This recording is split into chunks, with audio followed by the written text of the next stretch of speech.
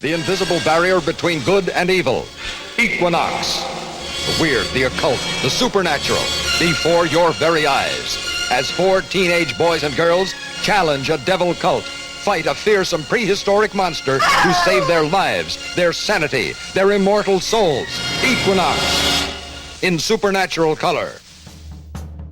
We're not talking about actors. We mean a real monster. I brought her back. She'll live and I'll get her another body. I know they're gonna catch me, but don't let anyone see me like that. Please, Doctor, help me! Biologically speaking, it's of primary importance that man should want to mate. Hey, that's... You don't get all your kicks from surfing, do you? We want to be free to ride our machines without being hassled by the man. And we want to get loaded. You think you're gonna make a slave of the world? I'll see you in hell first! The American International Podcast. Are you ready? This is the American International Podcast.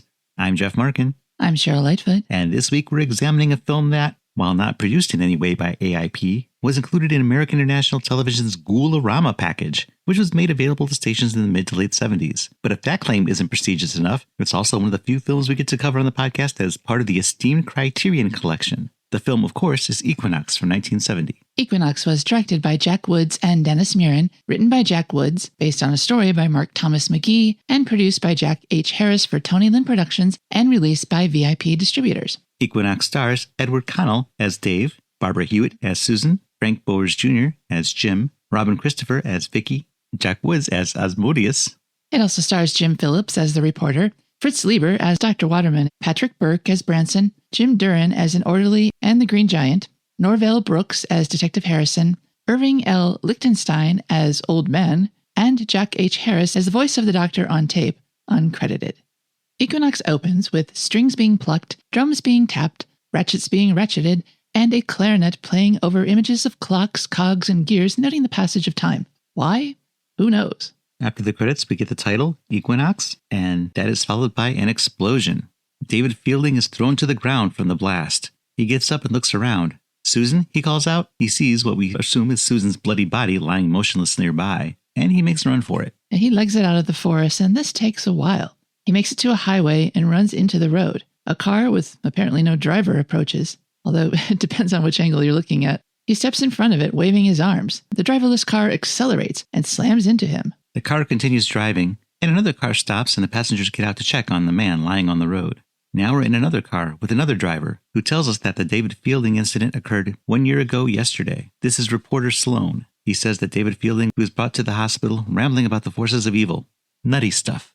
When the scene was investigated, they found 3 bodies and another, Dr. Waterman, was reported missing. Sloan had covered the story a year ago. He's hoping there's a more interesting angle to cover. The original story was kind of bland. He calls Dr. Waterman a weirdo professor at the university. Mind you, are in Los Angeles, where there can be only one university. We see Sloan parking at the hospital, and he goes inside, where we see David being pushed past him and a doctor on a gurney. Sloan says that he was hoping that David would be more responsive so that he could interview him for a follow-up piece, but David appears catatonic. Sloan asks the doctor what they do with David, and the doctor says that they're trying to evoke some kind of response from him, using electroshock therapy, chemical stimulants, and confinement in a room with one red wall, as if that's enough to stimulate anything. Oh, it does have a light switch as well. And David can flip it on or off if he so desires. But thus far, he hasn't paid any attention to anything except for that cross he carries. Sloan wonders if he might be faking it, and the doctor is insulted at the suggestion that all the doctors there wouldn't be able to tell the difference.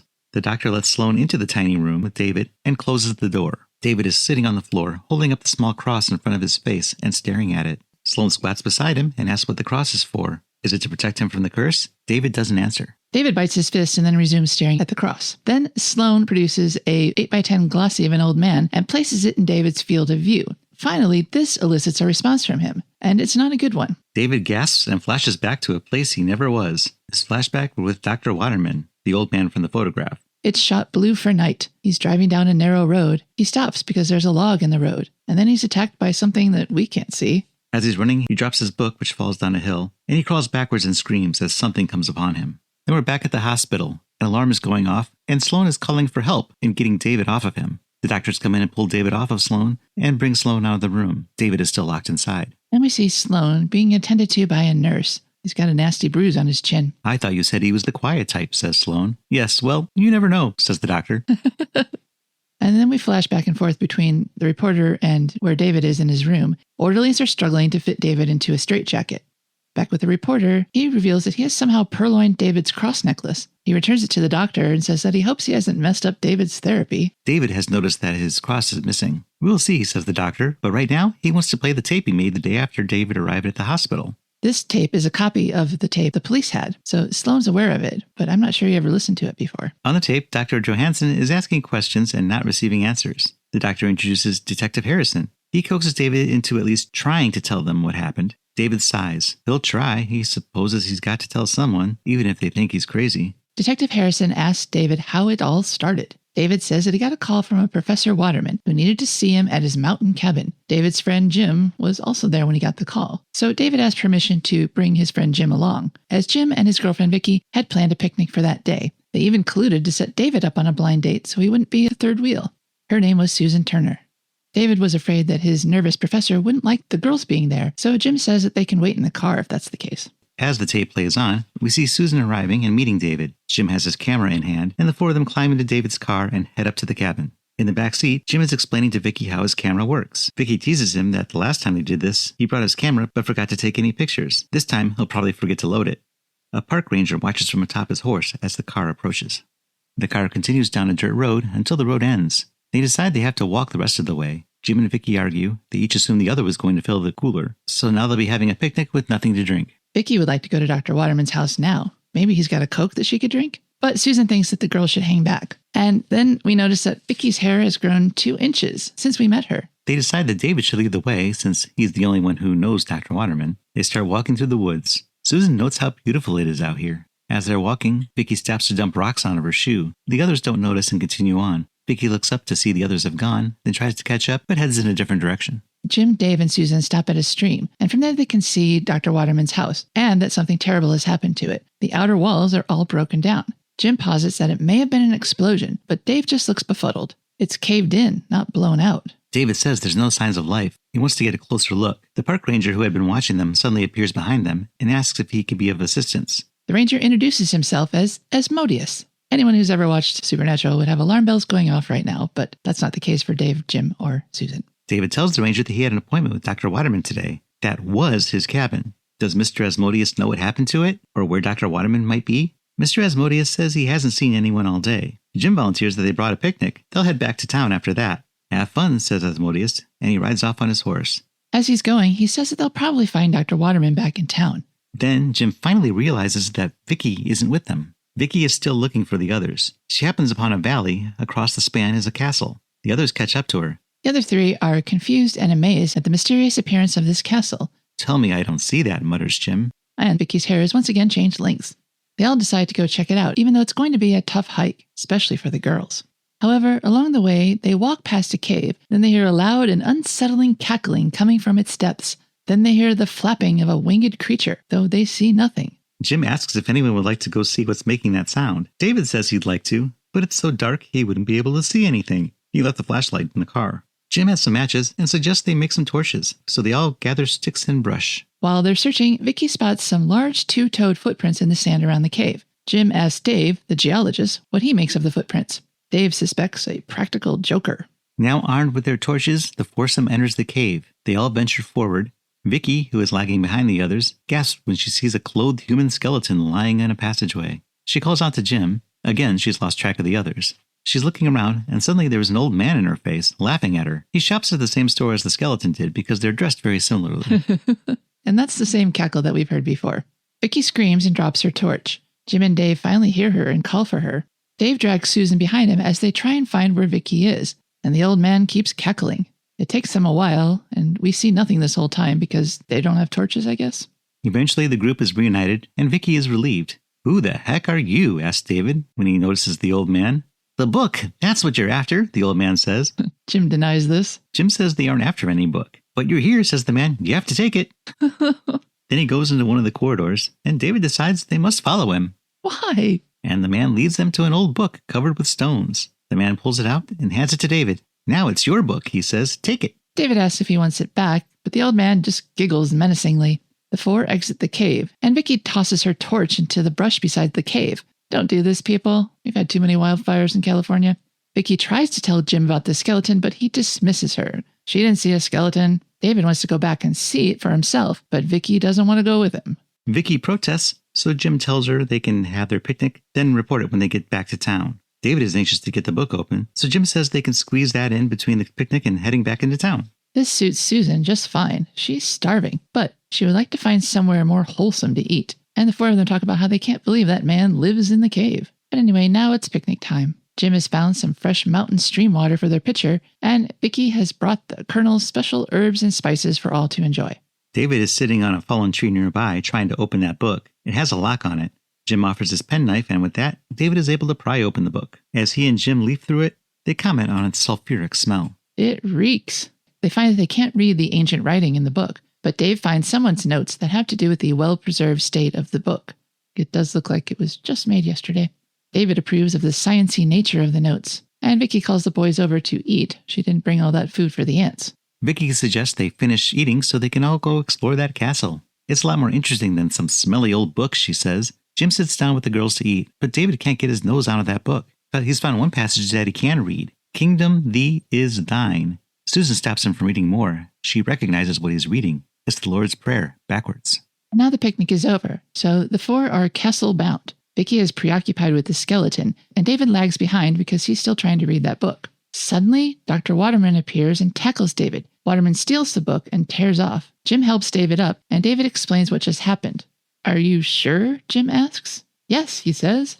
Then David and Jim chase Dr. Waterman through the woods. They're all running through the stream, and David makes a flying tackle towards Dr. Waterman. David turns around as Jim catches up to see Dr. Waterman is dead. He must have hit his head on a rock. David is all apologies. He didn't mean to. David and Jim drag Dr. Waterman out of the water and leave him on the bank of the stream. They're going back to tell the girls, then the police, what happened. As they head back, Jim tells David that it was an accident, and David shouldn't blame himself for Dr. Waterman's death.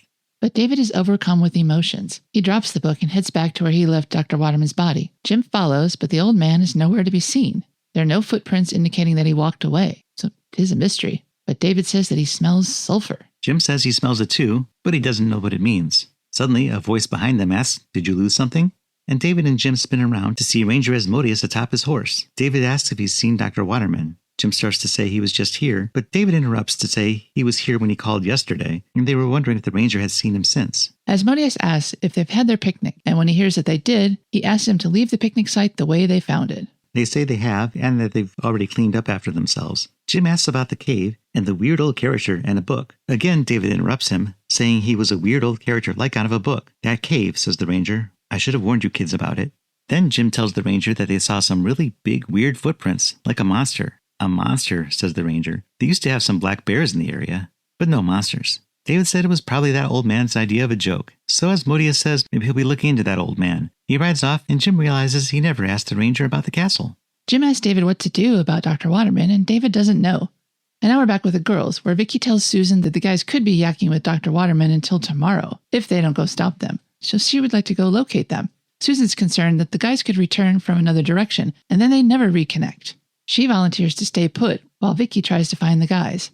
Back with David and Jim, Jim is puzzled as to why David didn't want him telling the ranger about the book. But David feels that they shouldn't advertise it without having a better understanding of what it means. At any rate, they'd better be getting back to the girls. They're probably frantic. As they head back, they speculate as to Dr. Waterman's condition, and wonder if he could have been in a catatonic coma before. Jim asks David who Dr. Waterman's doctor is, and understandably, David has no idea. Susan, who was supposed to stay put, is wandering around the clearing. As she bends down to pick some flowers, we see Ranger Asmodeus watching her. His horse whinnies, startling her, and Susan spins around to see the ranger standing not far away. He has a strange look on his face, and he reaches into his pocket and pulls out a large ring and places it on his finger. He approaches Susan with grabby hands. He flashes his ring at her and puts her in a trance-like state. He contorts his face as he bends over onto the ground to literally slobber all over her. This scene is so disgusting. He starts mauling her, and she's oddly passive about it. And then he goes to undress her and sees her cross necklace lying on the ground beside her. Asmodeus retreats. Susan sits up, her dazed mind confused about what just happened. She finds her cross laying next to her, stands up, and stumbles over to a tree and leans on it. David, Jim, and Vicki return, and David asks Susan if she's okay. She says she's fine, though she must have fallen and broken the chain on her cross. David explains how they thought Dr. Waterman was dead, but then he disappeared. While he's talking, Susan starts thumbing through the book, and she finds a loose sheet with Dr. Waterman's name on it. David takes the paper and recognizes Dr. Waterman's handwriting. Excited, he starts reading the notes. Dr. Waterman wrote that the book translation was going well, but then the book abruptly slips into other languages. Also, it's about 1,000 years old, but doesn't look a day over 2 months old to me. As Dave reads, we dissolve from his flashback into an animation featuring the book in clay. I'm not really sure what was going on in this one. It appears to be a Bible of evil, a book of witchcraft or demonism. The book was found in the Middle East, and the locals had all given him warnings about it. We see a flashback where Dr. Waterman is reading the book at a desk. We're in a flashback in a flashback. The forces of good and evil coexist throughout the universe. They each work to cancel out the other.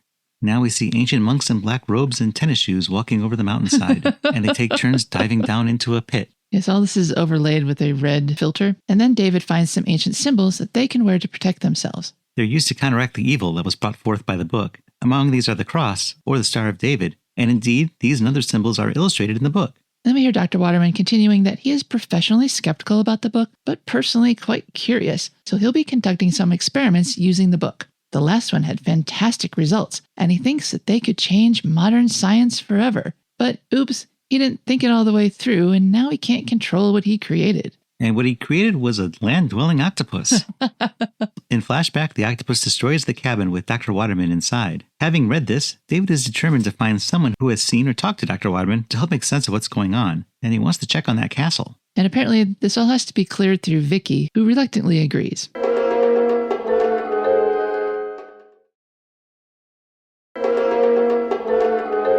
The four of them head to where the castle was, but it's no longer there. David thinks this gives credence to Dr. Waterman's notes.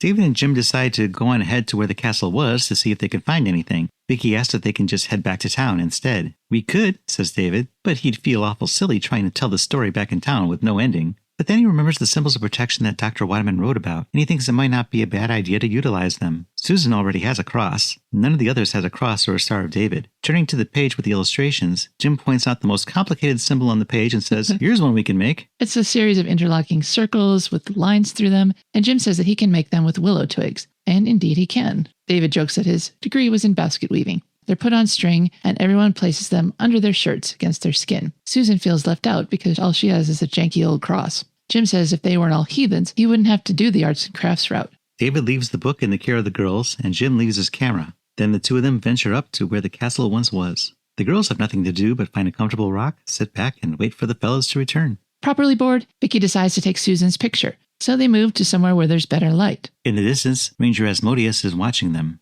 He pulls on his ring again.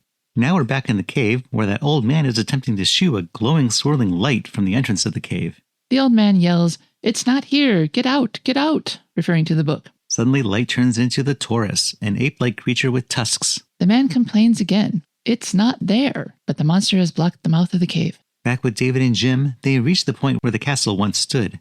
Jim points to a bird flying overhead and notices the first live thing he's seen all day. As Jim watches, the bird vanishes as it flies across the sky. Jim calls out to David and the two investigate. They find some kind of barrier to another realm. I call it a rift between two realities. You could call it the Equinox. Well, you could. That doesn't make sense. But it does make sense to David, who read Dr. Waterman's notes on dimensional instability. Jim sees it as a way to get rich quick. They can make things disappear, even a castle. Jim wonders if the castle is still there, just on the other side of that rift. And maybe Dr. Waterman is there as well. David reaches into it and his arm vanishes, but he pulls it back with a rock that he's picked up from the other side. Now we're back with Vicki and Susan. Vicki frames Susan for her portrait, but before she can snap a shot, an old man's howl is heard. And then we see the old guy from the cave running and bleeding, "Help me! Help me!" And then we see what's chasing him, that claymation ape thing called Taurus. The girls watch as the Taurus catches the old man, picks him up, and smashes him into the ground. Well, it turned him into clay first. Vicki screams. From their vantage point, Jim and David hear the scream and start to head back. The girls run off as the Taurus follows them. From the top of the ridge, the guys start throwing rocks at the beast to distract it from Vicki, who's crawling in the sand right now. The ploy works, and the girls get away through a narrow opening between two rock formations. David and Jim continue pelting the beast with rocks. David tells Jim to keep it up while he tries to make it to the girls. David joins the girls who have found a crevice too small for the creature to fit through. They call for Jim to join them. The The beast is trying to reach them, but he can't fit through the crevice. Jim goes off to find a big stick, and when he does, David takes it and instructs him to climb above the creature and throw rocks down on it. Jim goes up to the top of the ridge to throw rocks so David can spear the Taurus. But right now the Taurus has spotted the book, and using its animal ingenuity, grabs a stick to try and bring the book through the narrow opening towards him. Jim is still throwing rocks to distract the creature, and David leaps and plunges the stick into the beast's chest. The creature stumbles, then falls to the ground. The four cautiously approach the fallen beast. Jim recognizes it as one of the pictures in the book. Vicki cries out that it killed that poor old man from the cave. David decides they'll have to find him and take care of his body, then go to the police station and report it. Then Vicki explodes. She wants out of there now, but David wants to do right by the old man's body. Just tell the ranger, shrieks Vicki, but a maddeningly calm David tells Vicki that they don't know where the ranger works. And besides, who would believe their story, he says, pointing at the large dead clay animal before them. Jim says he'll get his camera and take a picture of it. Then they'll have to believe them. As they head off, Vicki's protection symbol falls to the ground.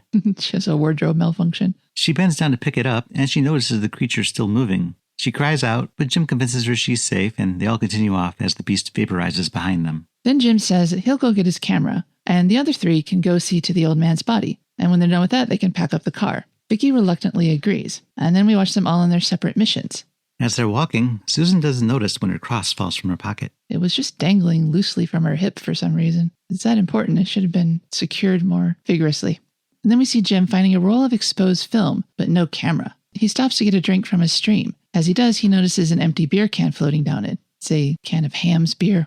David, Vicki, and Susan head back to where the creature was first sighted. David spots the place where the old man should be, then leaves the girls to go on alone. Susan is suddenly overcome by evil. She starts flashing back to her near-rape experience. At least I hope it was just near-rape. Her face contorts just like Ranger Asmodeus's did, and she attacks Vicki. Vicki grabs a rock and slams it into Susan's head, but it doesn't stop her. David hears Vicki's cries and returns and peels Susan off of her. Susan faints and falls backwards to the ground. Meanwhile, Jim finds a campsite. There's other beer cans there that match the one he found in the stream. He calls out, but nobody answers. So he kicks another one of those empty cans into the stream.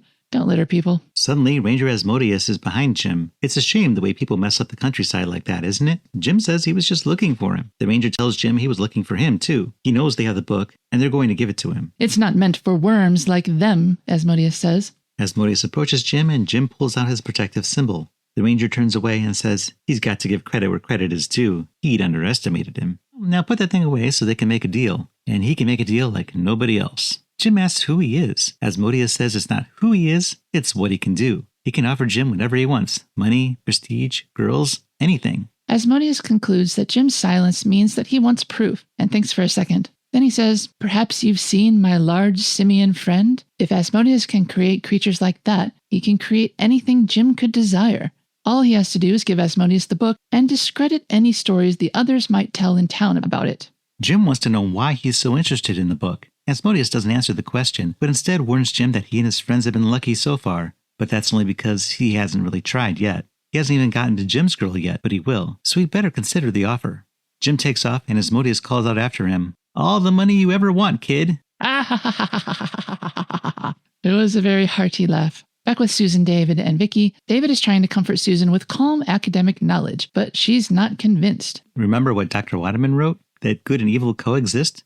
But Susan isn't comforted by this thought. She says that the things that were going through her head were so evil that she doesn't believe there is enough good in the world to overcome it. And Vicki is frustrated because she can't make another willow tree symbol. And where the heck is Jim? She wants to leave. She's freaking out because there's only one protection symbol between the three of them. David tries to reassure her that it's only when they split up that they each need protection. Which they're always doing. "Oh yeah?" says Vicki. "Then why did you waste so much time looking for Susan's cross? He's still got a symbol." David offers her his symbol, but Vicki says forget it.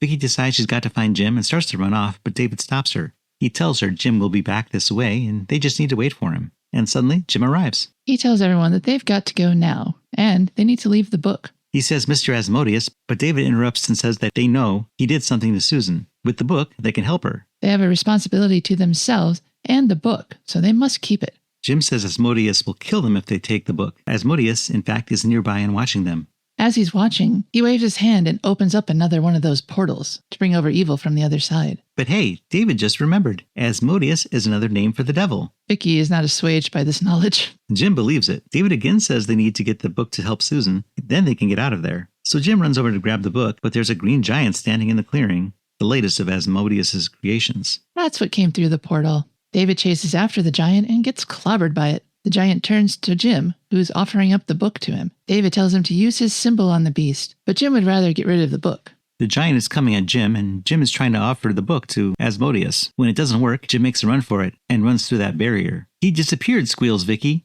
David tells the girls to stay put while he goes after him. The giant follows Jim into that rift, and then we see Jim poking his upper body back into our world. He has the book and hands it to David.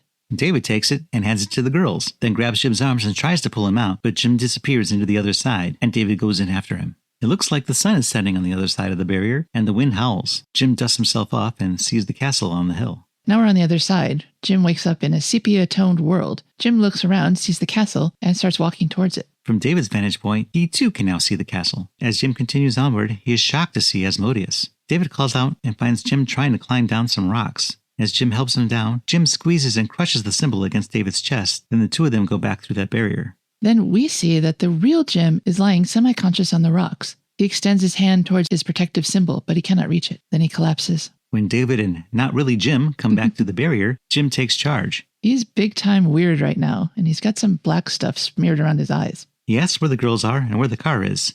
Then he says he has to get the book. David realizes that the being standing beside him isn't Jim. "What are you?" he slowly asks. Jim doesn't answer the question, but says that the book almost ended up in the possession of people without the knowledge of how to use it. He's going to go after the girls. David punches him. Jim punches David back. David reaches for the symbol in his shirt, but it's been crushed. "See how helpless you are," says Jim.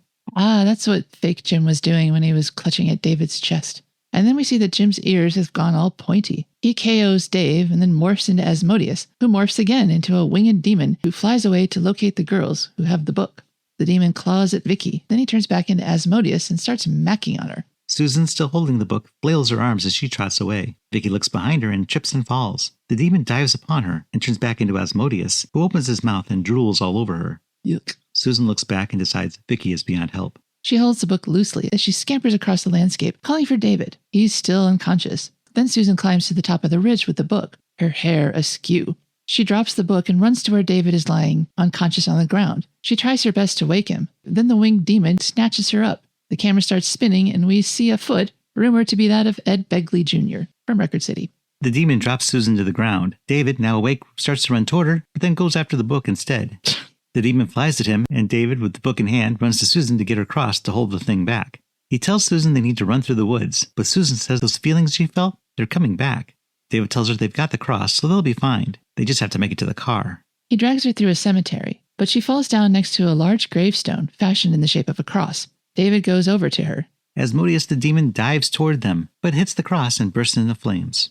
So, yay? David and Susan continue their retreat toward the car as the grounds all start burning. There's an explosion, and David and Susan are thrown to the ground. David looks over to see a woman blown out of her shoes, which are different than the ones that Susan was wearing at the top of the ridge. Just want to mention that. She's bloody and possibly dead, or at least unconscious. David stands up, and a large apparition fills the entire horizon. It speaks and warns David that he will not escape. In 1 year and 1 day, he will be dead.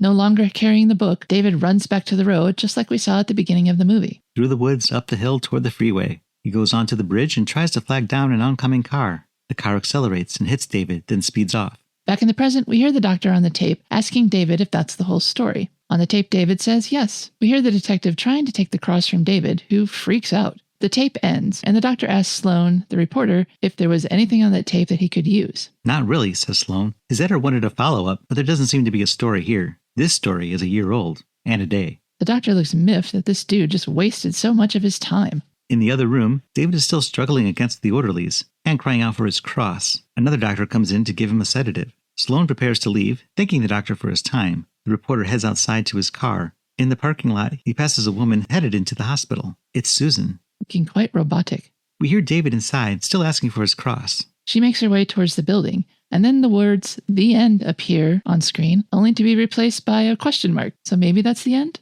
It is the end of the movie, though.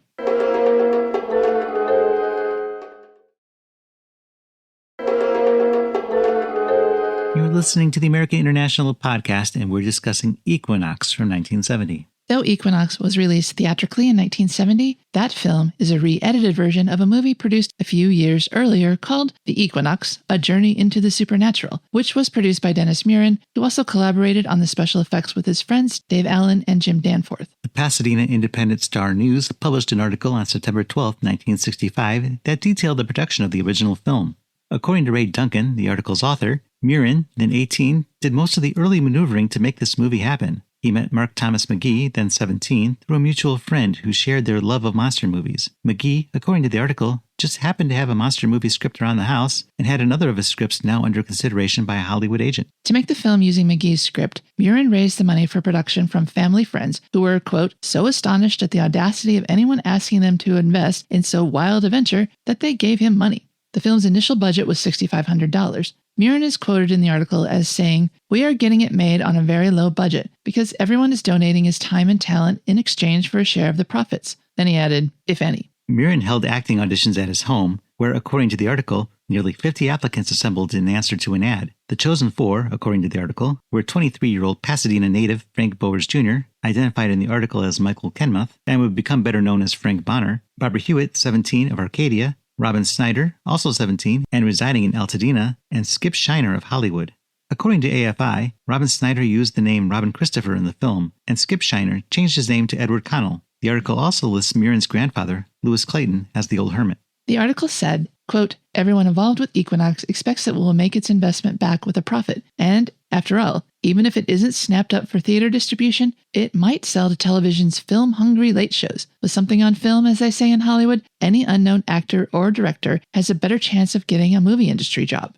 Location scenes for the original version of Equinox were shot in Bigfoot Forest, Tujunga, California, and in Bronson Canyon and Griffith Park, Los Angeles. Original material was shot in 16mm on a Bolex camera. McGee served as co-director, and the crew consisted of Muren, Jim Duron, Susan Turner, and Dave Allen. Muren and Allen collaborated on the visual effects. Muren, McGee, Dave Allen, and Duron were all fans of Forrest J. Ackerman's Famous Monsters of Filmland magazine.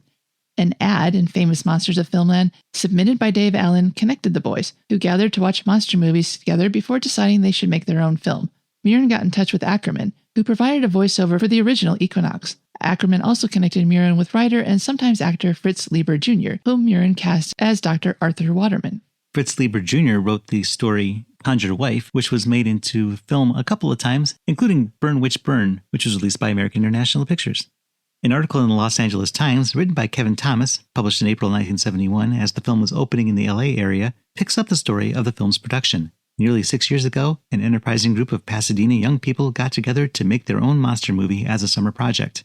2.5 years later, they wound up with a 71-minute film complete with miniature beasties, animated frame by frame, involving stop-motion front projection. They even constructed a 40-foot-long cave in a backyard and got professional backdrop artist Jim Danforth to contribute 5 excellent matte paintings. The article continues, because of its commercially short length, they had no takers for what was then called an $8,000 investment until Jack H. Harris came along and picked it up in 1968. He is said to have had 40 additional minutes shot, but the film runs a fast-moving 80 minutes. Harris also had all the dialogue dubbed to correct for noise and sound variations in the original film's soundtrack. Jack H. Harris produced 1958's The Blob, and according to an article written for the Criterion website by producer-director Brock DeShane, in the 70s, Jack made the Master of Horror brand of creative recycling his specialty, purchasing, revising, and packaging unreleased features by promising young filmmakers. His acquisitions included John Landis's Ape on the Loose comedy Schlock from 1973, and the sci-fi satire Dark Star from 1974, made by John Carpenter and Dan O'Bannon. Muren told DeShane, "I'm just glad Jack was there to buy it, and that it wasn't left just sitting on a shelf somewhere." Harris, quote, then hired John Cassavetes' post-production editor, Jack Woods, to shoot new scenes and recut the picture. The expanded feature, with a truncated title, was another winner for Harris, end quote, who added a question mark at the film's conclusion, just as he had with The Blob. Jack Woods also played a new character introduced into the expanded version of Equinox, an emissary of the devil named Asmodeus, who was disguised as a park ranger. Woods also got a co-writing credit on Equinox, as the story deals were, quote, reorganized. Barbara Hewitt went on to be crowned Queen of the Rose Parade after the initial Equinox shoot, but before the reshot version was released to theaters. Equinox was her first film role. According to the press book for Equinox, director of photography Mike Hoover discovered the water flowing off the Tujunga Mountains didn't look right on camera, so he and his crew, quote, dumped 40 gallons of special dye into the water to make the stream more photogenic each time they rolled the cameras. This whole movie is an environmental disaster. The press book also says that the filming location, the La Canada Woods area, known as the Bigfoot Mountains, received so much rain between the original Equinox shoot and Jack Woods' reshoot 3 years later that the topography of the area was significantly altered. I couldn't tell. The press book noted that Harris tried out an estimated 250 sounds to create the monster dialogue in the film. Quote, among the weird noises tested for use were snake hisses combined with bear growls, squealing brakes mixed with the screech of an owl, and the moans of a wild pig. We also experimented with a variety of animal noises combined with sandpaper scraping, jet planes, and human sneezing, Harris said. According to the materials found in the DVD release from Criterion, Equinox featured the first use of front-projected images in an American feature film. Murin devised a two-screen system that enabled him to composite the live-action footage and the stop-motion on film in a single pass. It just dawned on me one day between classes at school, Murin is quoted as saying. That way, I didn't need to do second exposure split screens to put in the projected foreground. Plus, I could see the finished composite through the viewfinder. Equinox was released theatrically beginning in June of 1970 in North Carolina and Utah before expanding to play theaters nationwide. It was rated GP, parental guidance suggested, and The Blob was the co-feature in some markets. And as we said earlier, Equinox was released in 1974 as part of American International Television's Ghoul-A-Rama package. The press book for Equinox suggested theater owners stenciled monster tracks on streets and sidewalks, leading to the theater, with a sign posted nearby reading, Danger, Monster Crossing. The press book also recommended finding a local expert on the occult and supernatural in the community, and to get them interviewed by the media and presumably also plugging the film in those interviews. And finally, the press book suggested tie-ins with local retail outlets and supplying them with art from the movie to promote, quote, a sale as big as a monster. Taglines for Equinox include, a cult barrier between good and evil. See 4 teenagers fight a devil cult. See the ring that enslaves and destroys. See the symbol that defies the hosts of hell. See the unleashed power of the 1,000-year-old book. In all caps, of course. It was a peaceful mountain retreat until it came home. The evil devil cult that enslaves and destroys. Ernest Hale of the Columbus Ledger, writing a preview blurb for Equinox, opening there that weekend, said Equinox is a story about monsters released by the devil to recover a record of his procedures which he never intended for human eyes. 4 youths discover the book, written by Satan. It does say Satan. 4 youths discover the book, written by Satan, and Satan wastes no time trying to recover the book. And this was included because the quote actually did say Satan instead of Satan. Did they not have proofreaders in the 1970s? On July 12, 2006, Criterion premiered the Equinox DVD to a packed house at the historic Egyptian Theater in Hollywood. Everyone they could locate from both film crews were there, including Jack Harris. Forey Ackerman, who had many years earlier published a photo of the flying demon from the film in his magazine, was sitting in the front row.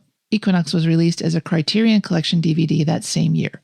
In January of 1971, Variety wrote that Equinox had grossed over $500,000 in film rentals, according to Harris. A May 1972 Variety box office chart listed the cumulative gross for 1971 as $349,600. According to the booklet accompanying the Criterion Collection DVD, Harris earned more than $1 million on his $150,000 investment in producing the new version and the film's release, which was available in theaters all over the world. Kevin Thomas of the LA Times said in his review, Equinox is a credit to all involved. The movie is no masterpiece, yet, granted its smaller scale, is a cut above similar fare regularly ground out by Japanese Toho Company and England's Hammer Films. Special effects are satisfactory, acting is adequate, and above all, it provides appropriate family entertainment. In the San Francisco Examiner review, Gene Miller writes, the only saving grace of Equinox is its negligible content of sex and violence. Equinox offers monsters that are not only relatively benign, but even quite beguiling, particularly a towering primate that looks exactly like the Jolly Green Giant. The film is poorly made, poorly photographed, overexposed, and poorly performed. There's little or no suspense since the outcome is spelled out at the beginning. However, young, undemanding children might enjoy the movie without having nightmares about the monsters. Edgar Driscoll Jr. of the Boston Globe wrote, there are more spills than thrills to Equinox, unless of course you're easily deceived by bogus monsters looking for all the world like blown-up models from kids' plastic, prehistoric modeling sets. Driscoll said director Jack Woods, quote, must have been rushing to go on vacation at the time, end quote, and that the 4 leads, quote, look as if they were trying out for the high school senior play. Terry Lee, reviewing Equinox for the Syracuse Herald-Journal, wrote that horror films produced in the last few years have turned either to sex or a big name like Vincent Price to draw large audiences.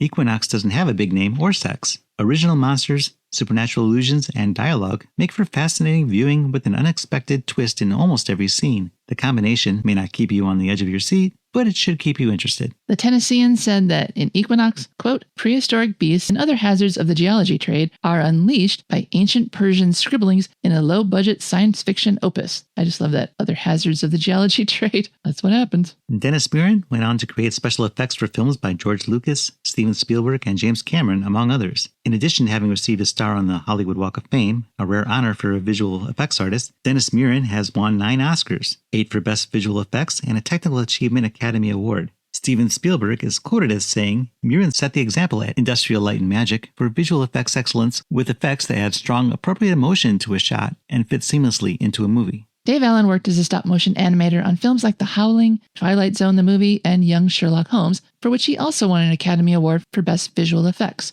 He also worked on Willow, Honey, I Shrunk the Kids, and Flesh Gordon. Jim Danforth, who had been working with stop-motion and clay animation since 1957 on the TV show Gumby, went on to work with Ray Harryhausen on Clash of the Titans. He was nominated for 2 visual effects Oscars for The 7 Faces of Dr. Lao and When Dinosaurs Ruled the Earth. Mark Thomas McGee wrote the screenplays for movies like Hard to Die, Step Monster, and Witch Academy, as well as sources we use quite often as we do research for this podcast, including Fast and Furious, The Story of American International Pictures, published in 1984, and its follow-up, Faster and Furiouser, The Revised and Fattened Fable of American International Pictures, published in 1996. He also wrote a book about Roger Corman, Last of the Cheap Acts, and we use that one as well. According to the booklet included with the Criterion DVD, written by Brock DeShane, Equinox has a massive following of fans, including Tom Sullivan, who, a decade after the 1970 release, created the special makeup effects for The Evil Dead. Sullivan is quoted as saying, I had seen Equinox at least twice in drive-ins before making The Evil Dead. I don't recall having discussed it with Evil Dead director Sam Raimi, but the similarities are remarkable. I think they come from the low-budget nature of both films. That is, a few characters, an isolated, inexpensive location, and ambitious special effects. All in all, Equinox did inspire me to continue my goal of making movies. If they can do it...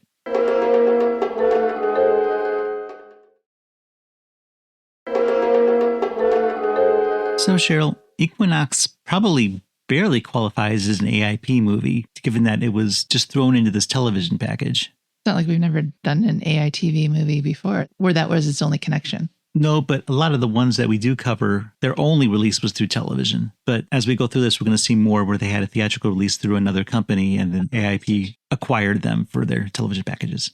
I see. Well, yeah, that's why we have so many more notes on this one than we normally do when we cover TV movies.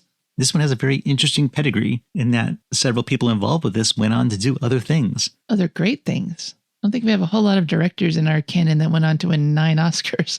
And that's probably, at least in part, the reason why this is placed in the Criterion collection. Not for the movie itself, but for the historical precedent that it set. Oh, I'm sure. I mean, this is basically a student film. And as a student film, it's pretty good. I agree. If anybody came up with this when I was in film school, everybody would have been quite impressed. If you look at the extras on the Criterion disc, you can see what went into making the movie. And we mentioned that, according to the Criterion notes, this was the first time that front projected images were used in an American feature film. You said you didn't believe that, but that's what the notes say. And we do see how they did that. They put a miniature version of the setting on top of a picnic table, and then they put their models on top of the picnic table that looked just like the background, so it completely matched. And we saw them shooting the claymation on top of that picnic table, or have the guy playing the giant walk on that picnic table. And that was really clever for a guy who was, 18 years old? Who just thought of it in between classes one day? And the use of matte paintings, which you never hear about in a low-budget film, is pretty much obsolete today because of digital imagery. But films in the late 70s, 80s were very dependent on that process for their effects. And remember, the original film was shot in 1965. They're kids. They're not professionals. So you kind of have to forgive any faults in the movie itself. And about this movie, the people producing it, they wanted to see it released so that they could use it as a calling card. But when they surrendered the film to Jack Harris to do whatever he wanted with it, suddenly Jack Woods is credited as director. And Dennis Muren, who was the original credited director, didn't seem too upset about this because he seemed to be more interested that his effects work was going to be seen, and that launched his career. So he wasn't wrong. I think that I would feel the same way. He scraped together $6,500 or $8,000, depending on which article you're reading, and got his friends to donate their time. And they made this cute little movie. And the fact that it went on to theaters all over the world. How can you not like that? I think the strangest thing would be, as a cast member, being called back 5 years later to do reshoots. They did their best to match the reshoots. Maybe they did, but their best wasn't good enough because there are some glaring continuity errors between the two. And the one that I mentioned a few times throughout was the length of Vicki's hair will change from moment to moment. And Jim grows and loses sideburns. Pants change color, shoes change, so they didn't have the same exact wardrobe. Vicki appears to have either lost weight or gained weight at some point, and Asmodeus wasn't part of the original movie. We did watch the original, and it has a slightly different ending. The other thing you notice when we watch both versions is the ADR work in the final release version, particularly David's voice. That was somebody else. It was, I forget his name, but he had been a DJ, and he's got a very calm, I don't know how else to describe it. Boring voice. It's very lackluster. His readings are very dry, and he doesn't seem to be in the same movie that his character is in that we see on the screen. Also, Forey Ackerman's voice was used for the Doctor on the tape that plays. In the original version. In the original version. And that was replaced by the producer's voice. That's Jack H. Harris in the theatrically issued version. And his voice is kind of dry and dull, too. We talked a little bit about the effects, and Jim Danforth, who was involved, he had created the original dragon in Goliath and the Dragon, and that one-eyed rat that we saw just a few weeks ago in Journey to the Seventh Planet. That's amazing. And he complained about having to do it all over, if you listen to that episode. Oh, yeah, he wasn't happy with AIP during the making of that movie. So he's doing this professional work, and then these kids managed to get him to come and help with his effects, and that's kind of cool. Yeah, I think it's really cool. I also read that Dennis Muren went to Forey Ackerman's house, I think, to collaborate with him on something, and that's how he got involved. So just living in California is a big boon to filmmakers because, who knows, 30 minutes away, there's somebody famous that could maybe help you if you're sincere and earnest enough. And Forey was known for having his doors open to anyone, so that was helpful. He sounds like a great guy. Well, he was often taken advantage of because of that. Yeah, people suck. And we mentioned this in the notes, but during the credits, we see the assistant cameraman is Ed Begley Jr. Yeah, best known from Record City from AIP. I gather he went on to do some other things after that. We are told in the commentary that's his foot that accidentally gets into the shot when the camera's spinning around. So allegedly. Possibly. One thing about the special effects is the stop motion effects are really good. It's just they don't really seem to match this movie. It just is a weird meld between live action and stop motion clay figures, plasticine, whatever they're made of. It's just a little jarring to see that. But still, they're really good. Yeah, they're not quite Ray Harryhausen quality, but they're pretty close. Considering the age, experience level of the filmmakers and the budget here, it's really impressive work. But it is a little silly when you see it side by side with actual people. Well, the most jarring thing, I think, is when the people suddenly turn into clay. Yeah, like the old man. He's getting walloped by the ape creature. Or Susan when she's picked up.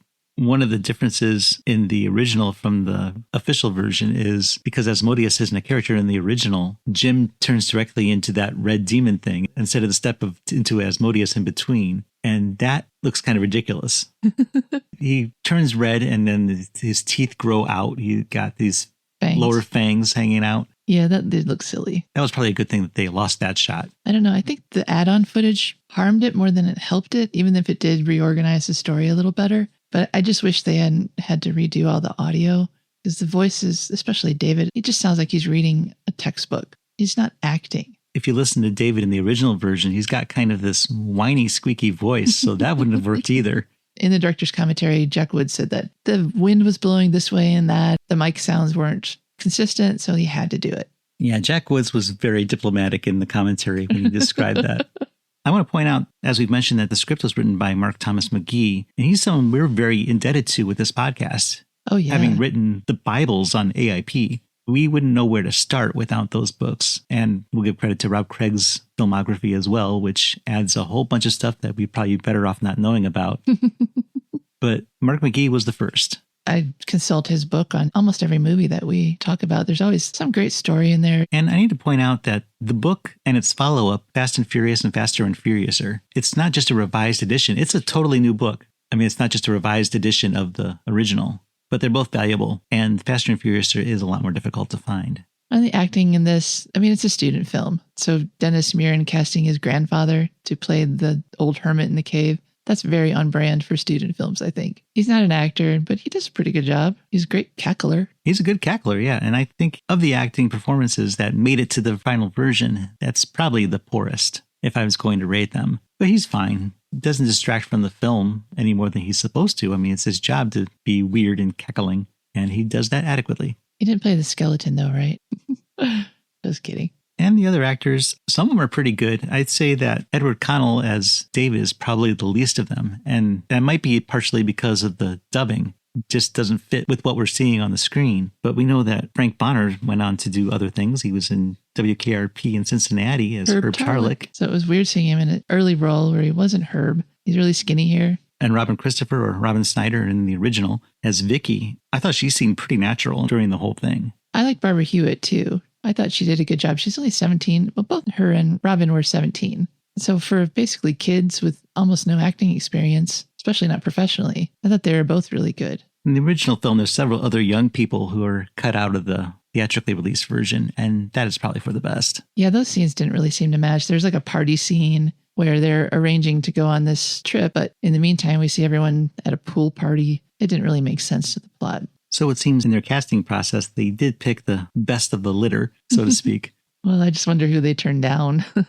So how are you going to rate this one, Cheryl? Using our AIP scale where A is awesome, I is intermediate, and P is pathetic. Equinox, it must be said, is not a great movie. The story doesn't really make sense. The characters do dumb things, and the stop motion special effects don't go with the live action very well, in my opinion. But I still think this is an A movie. And it's just because of the things that we've already talked about. The fact that these were kids working on it with almost no money in 1965. They had a few connections that helped them get this made and then get it noticed. But they did a great job with what they had. And the story is not that much worse than other movies that we've watched. And the special effects are really good, even if they don't match. I mean, I can't even imagine the work that went into making those flying demons and ape monsters and turning live action people into clay people. I just think that they did a fantastic job with what they had. And Jack Woods probably improved on some of it and maybe dropped the ball in a few places when it came to the dubbing and the continuity. But all in all, this made it to theaters. It made a lot of money. The people involved in it, not just Dennis Muren, but others,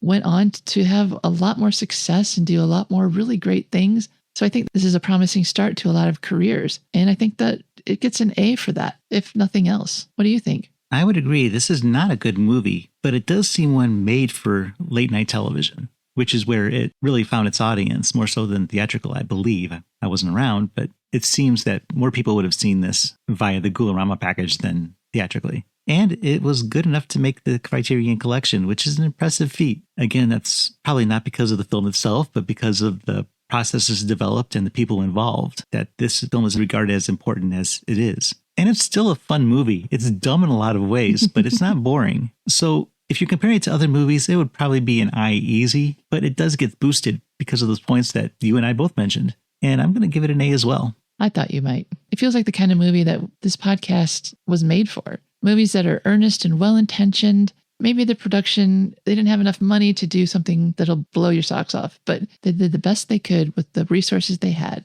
And they saw it through to the end. And it's refreshing to watch a movie like this because a lot of the stuff we watch from AIP is product. And it's created solely to make money, and they're exploitation films. There's no passion. And this one is full of passion. That's all it is. It was a passion project by a lot of people, and they got it done, and we got to see it and talk about it. And that's pretty cool. And the age of, they're so young. I think that's just amazing. This is something you'd expect from someone in their mid-20s. But no, these are kids that threw this together, and now they're in the Criterion collection, and they have Oscars on their shelves. I just think that's so impressive. So we thank you, Dennis Muren and Mark Thomas McGee, and even Jack Woods and Jack H. Harris for bringing us Equinox. I wasn't going to thank anybody, but okay. And now, before we disappear into an interdimensional rift and or get carried off by a winged stop-motion demon, we'd love to invite you to visit our website. At aippod.com, you'll find our entire library of episodes and links to our social media. You can reach out to us there using the site's contact form. We'd love to hear what movie you're most looking forward to us reviewing, hear your comments on something we've said, or anything else you'd like to tell us. But be nice. Maybe you can help us find some AIP movies missing from our library. Check out the list for what we are looking for on the site. While you're there, you can read all about AIP's finest films and many of their other ones as well, as we are building a database of the entire American International Pictures catalog as we go through it week by week. We have lobby cards, posters, trailers, and other advertising materials on display, and you can find out where to watch the films we cover. While you're on the site, consider going to our store as a purchase of one of our items helps keep the podcast coming at you every week. Once again, that's aippod.com. See you there. From late night television fodder to the Criterion collection, we covered all on American International Podcast, and every once in a while we get to do it all at once. Next week, we will be excavating another film from the AITV vaults. Until then, I'm Jeff Markin. I'm Cheryl Lightfoot. And we'll meet you at the drive-in. Follow the American International Podcast on Instagram and Letterboxd at AIP_pod and on Facebook at facebook.com/American International Podcast. The American International Podcast is produced and edited by Jeff Markin. A man whose mind is distorted by hatred. And Cheryl Lightfoot. A girl hungry for too many things.